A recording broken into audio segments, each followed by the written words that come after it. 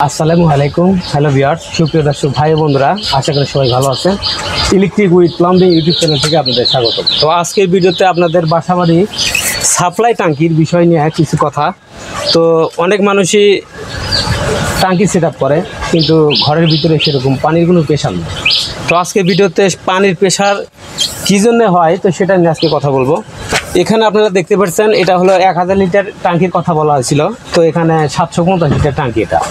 তো এখানে কিন্তু আউটপুট কিন্তু 1 ইঞ্চি থাকে।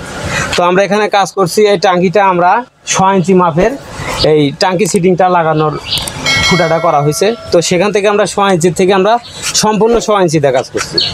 করানোর পরে সামনে যে টয়লেট আছে সেখানে আমরা 1 দিয়ে কাজ করছি। তো এখান থেকে আমরা আউটপুট যে লাইনটা আছে, তো এখানে আমরা একদম নিচ পর্যন্ত আমরা 6 দিয়ে কাজ করছি।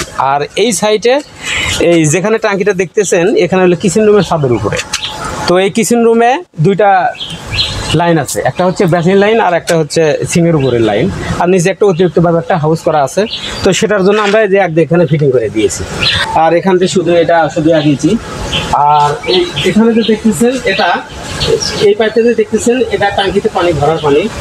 আর এখানে একটা এই সিংয়ের পাশে একটা এই মোটর ট্যাপ আছে। মোটর যখন অন করবে ট্যাঙ্কিতেও পানি উঠবে, এমনকি ওই সিংয়ের উপরে পানি পাওয়া যাবে। তো আপনারা যখন বাসাবাড়ির ট্যাঙ্কির প্রেশার নিয়ে যখন কোনো কাজ করবেন, তাহলে আপনারা যদি টয়লেট অতিরিক্ত বেশি হয়, তখন আপনারা ওটা 1.5 দিয়ে কাজ করবেন। আর যদি একটু 2-3টা টয়লেট হয়, তখন আপনারা 6 দিয়ে কাজ করবেন, নিচে 1 দিয়ে কাজ করবেন। আপনার পানির প্রেশার একদম 100% হবে।